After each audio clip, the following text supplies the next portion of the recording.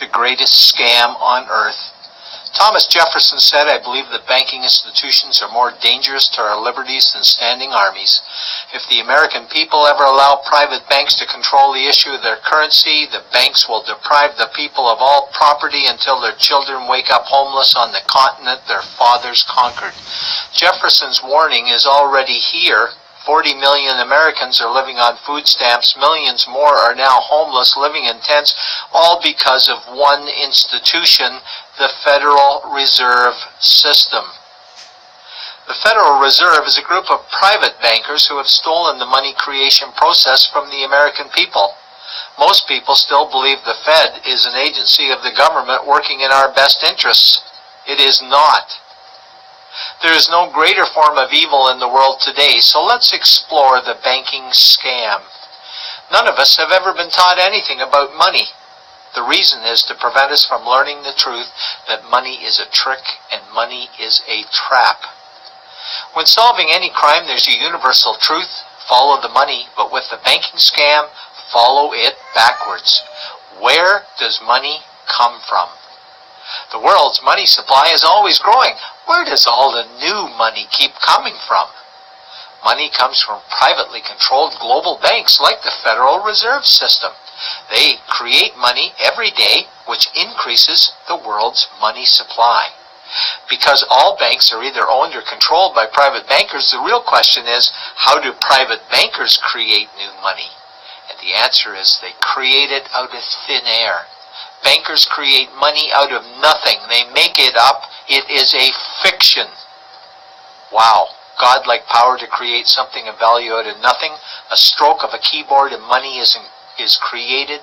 In fact, only 3% of the world's money is even in the form of bills and coins, which means 97% of all money in the world is just numbers typed on a computer screen.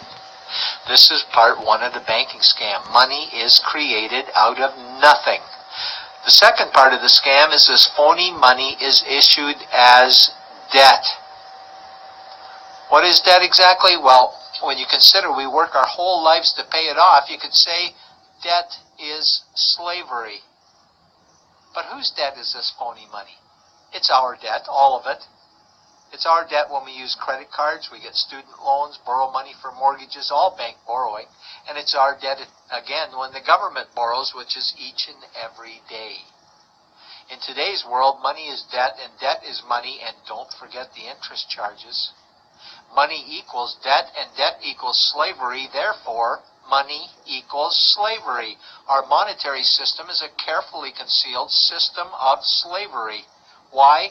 Because our government can create the same money for free with no interest charges, just like they used to, as the Founding Fathers designed it inside the United States Constitution for our protection against private bankers.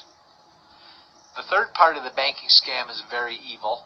When bankers create money from nothing and issue it as debt, they only create the principal portion of the debt. They do not create the money for the future interest payments. There is not enough money in existence for all of us to make our interest payments. In fact, our money creation system is even mathematically impossible. Money issued by the banks, principal debt, does not equal the money demanded back to the banks, principal plus interest. We are forced to play a game of musical chairs to see who can make their debt repayments. This guarantees a world of bankruptcy, competition, and scarcity of money. For example, we go to the bank to borrow money for a house, let's say $100,000. The moment we sign the loan document, the bank creates the money out of thin air. $100,000 debit gets registered for us and $100,000 secured credit for them. Then one of two things happens. Either we give the bank 30 years of labor making house payments totaling $300,000 for the original $100,000 we borrowed, or the bank takes our house. The bankers get either our labor for life or our house, and often they get both, all from money created out of thin air and issued as debt, for money made out of nothing. This is why all the bankers end up with all the assets. The fourth part of the banking scam is inflation. People think inflation is prices and costs increase. A better answer might be the value of our money always goes down. Inflation is created every time the central banks print money, which is every day. Where does all this new money get its value? The answer is, it steals its value from the existing money supply, where our savings are. Our savings are disappearing because of the new money they're printing. If money creation was in balance with goods and services, there would be no inflation. Prices would stay the same. But the reality is banks always print money, driving prices ever higher, which steals the value of our savings, making them disappear. Since the private bankers created the private Federal Reserve in 1913, the United States dollar has lost 97 cents in purchasing power. An item in 1913 that cost $100 in 2011 cost $2,230, a price increase of 2,130%. This is the banking scam. 4 parts. Private bankers create money out of nothing and charge interest on it. There is no money created for the future interest payments, and inflation steals our savings every day. In order for the banking scam to be pulled over our eyes, the bankers need help from the likes of paid-for politicians and appointed civil servants, military-industrial complex, mainstream media, multinational corporations, and the bankers' good buddies. For example, what do our banker-controlled television networks say about criminal bankers? Oh, bankers are our saviors. Chairman is Man of the Year. He saved the world. Bankers really do deserve their bonuses. They're so smart. And what do our banker-owned G20 politicians say we need to do?